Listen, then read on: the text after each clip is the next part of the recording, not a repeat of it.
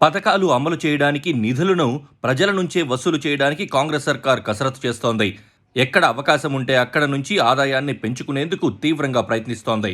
తాజాగా layout regularisation scheme అంటే ఎల్ఆర్ఎస్ను తెరపైకి తెచ్చారు.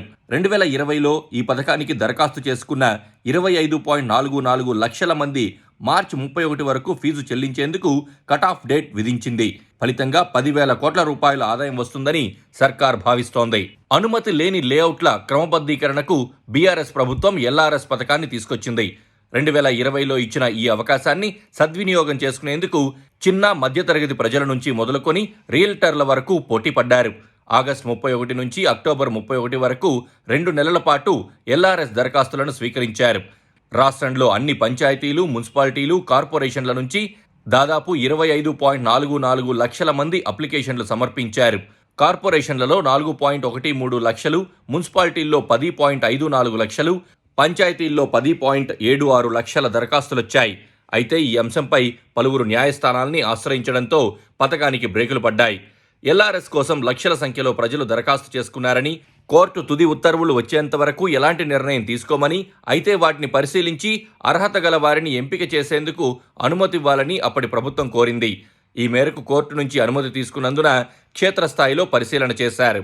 మొదటి దశలో దరఖాస్తుల పరిశీలన, రెండవ దశలో స్థలాల క్రమబద్ధీకరణ, అర్హత గురించి సిఫార్సు చేయడం, మూడో దశలో సంబంధిత అధికారి నిబంధనల మేరకు ఫీజు చెల్లించాలని నోటీసులు జారీ చేశారు. అయితే ఈ ప్రక్రియ పూర్తయినప్పటికీ 3.5 ఏళ్లుగా ఎలాంటి పురోగతి కనిపించలేదు.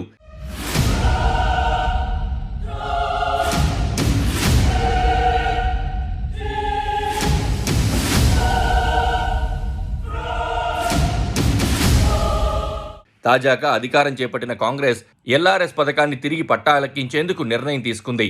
దరఖాస్తుదారులు మార్చి 31లోగా లేఅవుట్లను క్రమబద్ధీకరించుకునేందుకు అవకాశం కల్పించింది. దేవాదాయ, వక్ఫ్, ప్రభుత్వ భూములు, కోర్టు ఆదేశాలున్న భూములు తప్ప ఇతర లేఅవుట్లను క్రమబద్ధీకరించనున్నట్టు సర్కార్ ఈ సందర్భంగా తెలిపింది.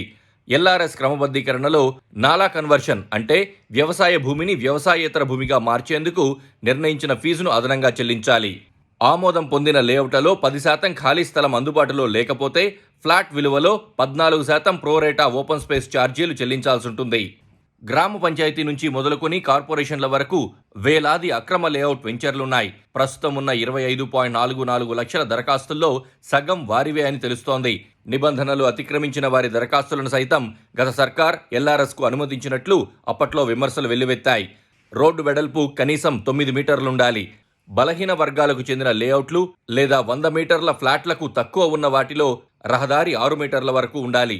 అవసరమైన భూమి లేకుంటే 2 వైపులా సమానంగా వెడల్పు చేయడానికి అవసరమైన భూమి ఉండాలి.